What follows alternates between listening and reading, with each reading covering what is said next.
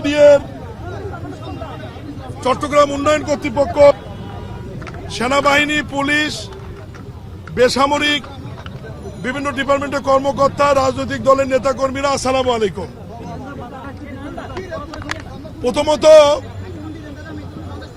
আমি মিডিয়ার প্রতি শ্রদ্ধা রেখে বলতে চাই, আপনারা যেভাবে নিউজটি করেছেন সামাজিক যোগাযোগ মাধ্যমে যে চট্টগ্রাম শহর পানির উপর ভাসছে, আমি চট্টগ্রাম এসে ঘুরে দেখলাম সন্ধ্যার পর থেকে চট্টগ্রাম শহর পানির উপর ভাসছে না। চট্টগ্রাম শহর সুন্দর আছে, যেরকম ছিল সেরকমই আছে। হঠাৎ করে অতি বৃষ্টির কারণে কিছুটা পানি জমাট বাঁধলেও সঠিক সময়ে পানিটি নিষ্কাশন হয়ে গেছে। আর এই জায়গাটি প্রবর্তনা নাকি বলে এটা প্রবর্তনার এখানে প্রবর্তকের মোড়ের এখানে 60 কিলোমিটার আয়তনের একটি সিটি কর্পোরেশন। আমরা পায়ে হেঁটে যেটুকু পানির মধ্যে আমি হাঁটলাম এটা 60 ফুটও হবে না, সর্বোচ্চ 30 ফিট জায়গা হবে। আমি নিজে পায়ে হেঁটে এর মধ্যে দিয়ে আসছি, এক গোছা পানি হবে। এটা যে কারণে হয়েছে আমি ব্যাখ্যা দিচ্ছি আপনাদের কাছে। আপনারা জানেন যে সিটি কর্পোরেশনের অনেকগুলি খালের মধ্যে 36টি খাল সংস্কারের জন্য, পুনর্নির্মাণের জন্য, পানির প্রবাহ ঠিক রাখবার জন্য চট্টগ্রাম উন্নয়ন কর্তৃপক্ষের কাছে হস্তান্তর করা হয়, যেটা সংক্ষেপে সিডিএ বলে।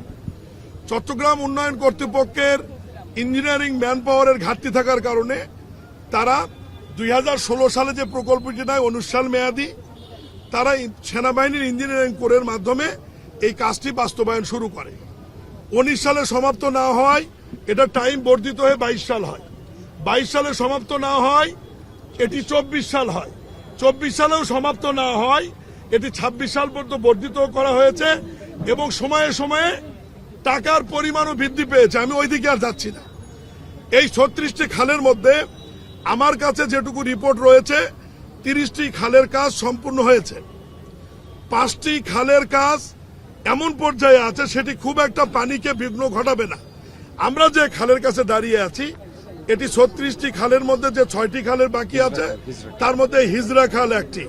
আপনারা নিশ্চয়ই জানেন যে খাল নির্মাণ বা পুনর্নির্মাণ করার সময় যখন আপনি কনস্ট্রাকশন করবেন তখন স্টিল স্ট্রাকচারের মাধ্যমে একটি রিটার্নিং ওয়াল দিয়ে ব্যারিকেড তৈরি করতে হয়, যাতে উল্টো দিক থেকে মাটি এসে বা কাদা পানি এসে কনস্ট্রাকশন ওয়ার্ককে বাধাগ্রস্ত করতে না পারে।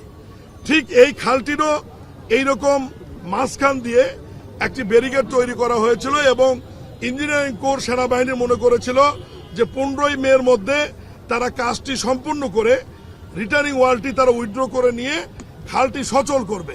কিন্তু হঠাৎ এই সময়ের মধ্যে মহান আল্লাহর সৃষ্টি, বর্ষাকালের আগে অতিবৃষ্টি হয়ে যাবে এটা না আমরা জানতাম না ইঞ্জিনিয়ারিং কোরের লোকজন জানতো। এখন যেহেতু ঘটনা ঘটে গেছে, দুই একদিন হয়তো এলাকার মানুষ একটু কষ্ট পেয়েছে। এখন পানি নিষ্কাশন হয়েছে। ইঞ্জিনিয়ারিং কোরের ব্রিগেডিয়ার শামসহ তাদের সাথে আমাদের কথা হয়েছে।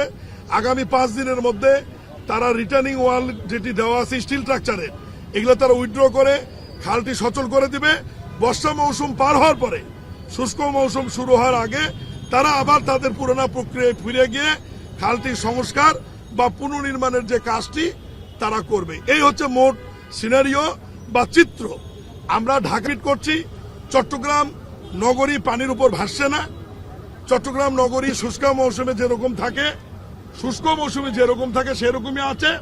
প্রবর্তন মোড়ের এখানে পানি এই খাল নির্মাণের কারণে একটু জলাবদ্ধতা হয়েছিল, এখন নিষ্কাশন হয়েছে। আমি নিজে পানির মধ্যে দিয়ে হেঁটে এসেছি। যেটুকু পানি আছে আজকে এবং আগামীকাল সকালের মধ্যে এটাও নিষ্কাশন হয়ে যাবে এবং ড্রেনটি যেটি ব্যারিকেড তৈরি হয়ে আছে ইঞ্জিনিয়ারিং কোরের লোকজন এবং চট্টগ্রাম উন্নয়ন কর্তৃপক্ষ আগামী 5 দিনের মধ্যে এটি অপসারণ করে নিয়ে যাবে। এখানে আরেকটি কথা আমি চট্টগ্রাম নগরবাসীর উদ্দেশ্যে বলতে চাই।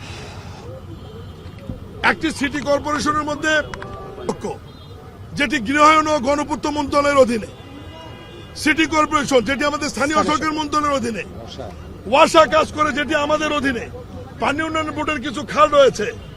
এখন মানুষ, সাধারণ মানুষ চিনে একটা ব্যক্তিকে, মেয়র। এখন জলাবদ্ধতা হলে কে মেয়র? এখন ওয়াসার কোনো প্রবলেম হলে মেয়র। চট্টগ্রাম উন্নয়ন কর্তৃপক্ষের সমস্যা, এটার জন্য দায়ী মেয়র। আসলে এই যে ঘটনা যেটুকু ঘটেছে, সামান্য একটু কষ্ট যেটুকু মানুষ পেয়েছে, এটার জন্য কাজ করছে চট্টগ্রাম উন্নয়ন কর্তৃপক্ষ, কিন্তু আমি তাদেরকেও দায়ী করতে চাই না। তারা মনে করেছিল যে 15 মের মধ্যে একটা অপসারণ করলে সমস্যার সমাধান হয়ে যাবে, যেহেতু হয়নি। মাননীয় প্রধানমন্ত্রী এই ছোট্ট একটি ঘটনার জন্য ওনার অনেক বড় মহানুভবতা এবং জনগণের প্রতি দরদ থেকে উনি মহান সংসদে দাঁড়িয়ে উনি চট্টগ্রাম নগরবাসীর কাছে দুঃখ প্রকাশ করেছেন। আমার মনে হয় এরপরে আমি একজন প্রতিমন্ত্রী হিসেবে আমার আর বলার কিছু আছে বলে আমি মনে করি না।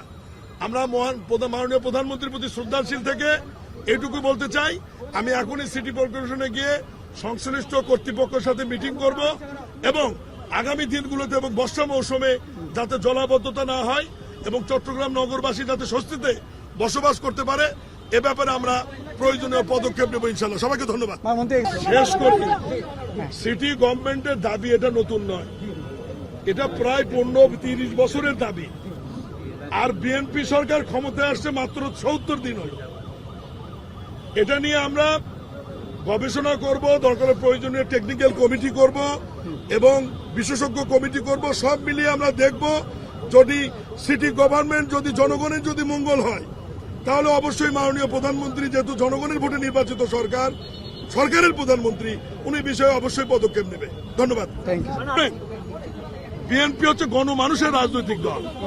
বিএনপির পক্ষ থেকে আমরা অবশ্যই চাবো যে মানুষের যাতে ভোগান্তি এবং কষ্ট না হয়। মেয়র মহোদয়ের প্রতি আমি কৃতজ্ঞ এবং ধন্যবাদ জানাই। উনি কিন্তু আপনাদের জন্য দিনরাত কাজ করছেন।